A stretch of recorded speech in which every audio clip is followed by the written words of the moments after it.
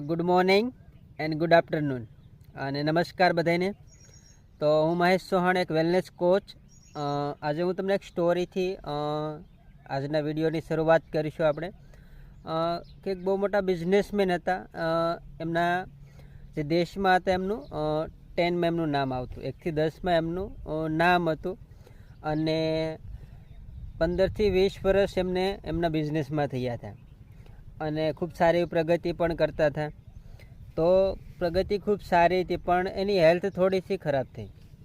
એની health ખરાબ થઈ, પણ એમને ધ્યાન ના આપ્યું કે એટલું તો નોર્મલી છે, એ તો ધીરે ધીરે સારું થઈ જશે. થોડોક અહમ પણ હતો કે પૈસા છે, બધું છે, એટલે ગમે ત્યારે ઠીક કરાવી શકે એમ.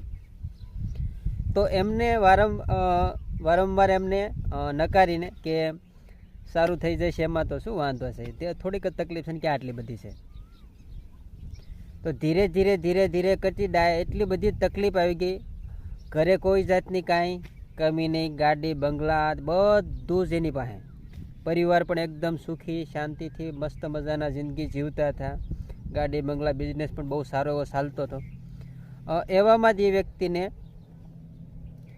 વધારે બીમાર પડતા ગયા અને બિઝનેસ ધીરે ધીરે ડાઉન થતો ગયો. ઘર પરિવારમાં ગાડી બંગલા આ બધું જ સામે હતું, પણ એક પણનો આનંદ નહોતા માણી શકતા, એક પણનો.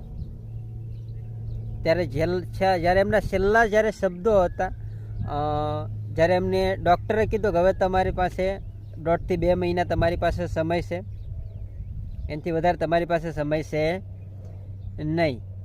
તો ત્યારે એમના છેલ્લા શબ્દો હતા કે એમના પરિવારને કે કોઈ પણ તમે બિઝનેસ કરો છો, ગમે કામ કરો છો, પરિવારને સંભાળો, ગાડી બંગલા બધું જ હશે, તો તમારી પાસે હેલ્થ નહીં હોય ને તો બધું જ નકામું છે.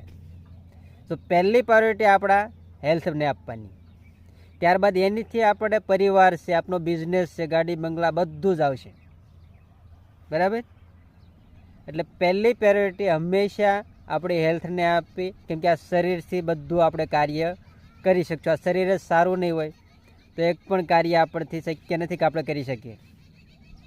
Okay, thank you. તમે મને લાસ્ટ સુધી વિડીયોમાં સાંભળ્યો બદલ તમારો ખૂબ ખૂબ આભાર પહેલાં તો. Okay, thank you.